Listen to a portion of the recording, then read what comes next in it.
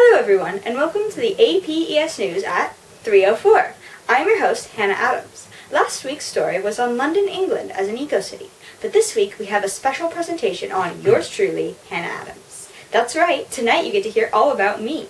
Well, also some other environmental stuff, but mostly about me. So without further ado, please enjoy this special presentation. I know you will enjoy it.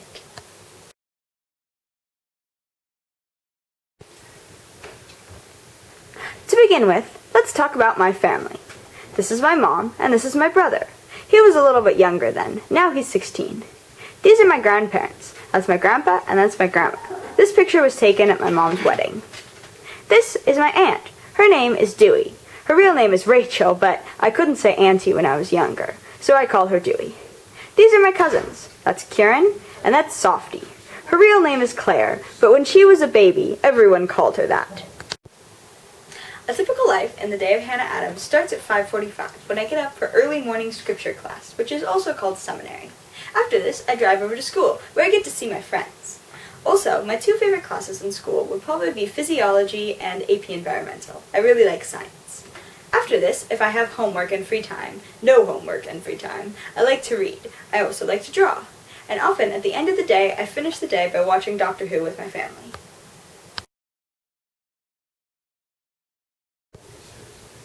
As for crazy things I've done, I'm really a 93-year-old trapped in an 18-year-old's body, so crazy's not really my thing. However, I will tell you about the time that I almost pulled an all-nighter with my church group when we tried to read the Book of Mormon in one night. Almost. Okay, so now, up next are a few of my favorite things. To begin with, food. I love macaroni and cheese. My second favorite pick would be taco salad, but macaroni and cheese is pretty good. Okay, as for hobbies, I love reading. This is just a small sampling of my large book collection. Another of my hobbies is drawing. I draw all the time. As for things you may not know about me, did you know that I've kept a dream journal since I was in 9th grade? Also, did you know that since 7th grade I've read 150 books? That's about 2 books every month. As for who motivates me, I have to say, that's my mom, right there. She's very smart, she's funny, and even in the face of challenges, she maintains these qualities. It's exactly what I want to be like.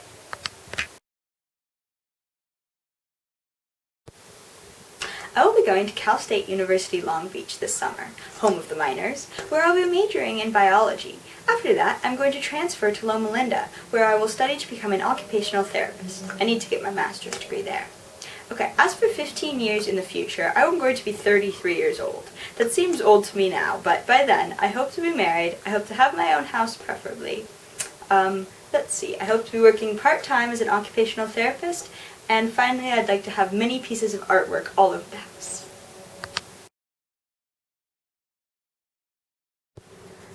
Hello, for my technology that I wanted to sell, I wanted to go with solar panels, also known as photovoltaic cells.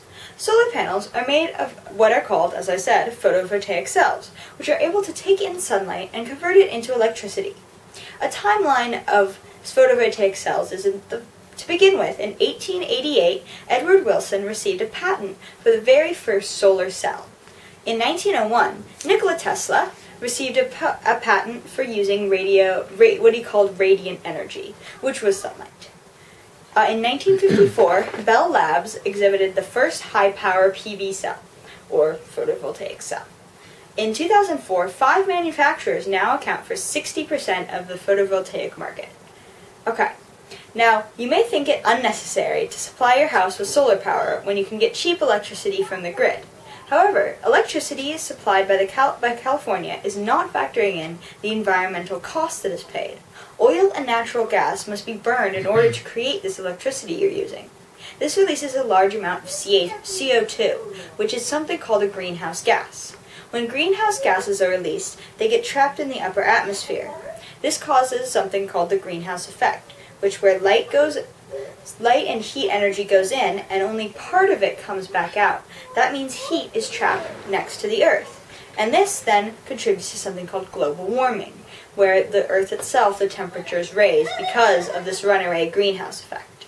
Solar power uses only the sun to create energy, and so it releases no emissions, so no CO2 is going into the atmosphere.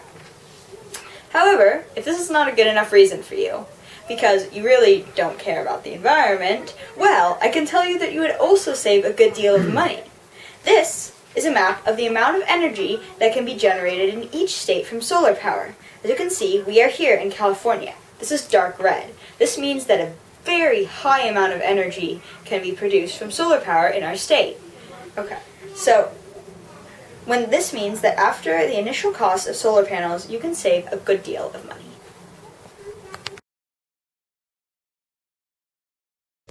For the environmental cause, I chose to discuss slash and burn agriculture, specifically that I am against slash and burn agriculture as a form of farming.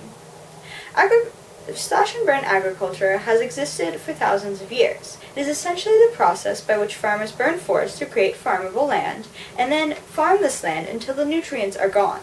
Then they let the land regain its nutrients and plant on it again.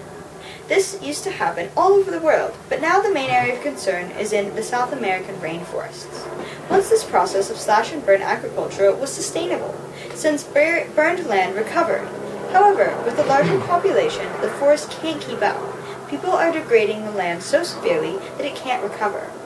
I want to stop this because it is destroying an unrecoverable resource.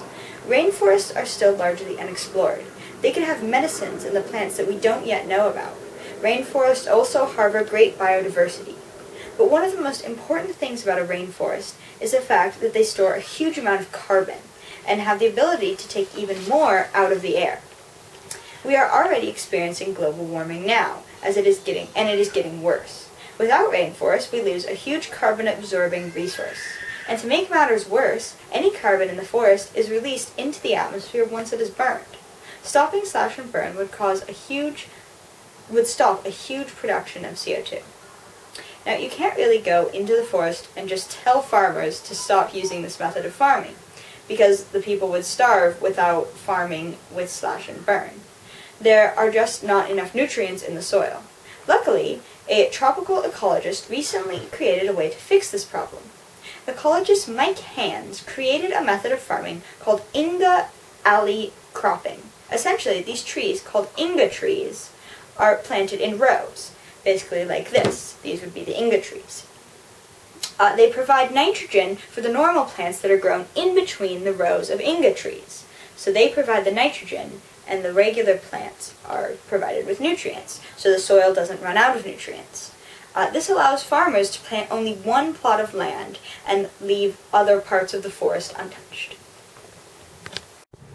Hello again. Thank you for watching that special on me.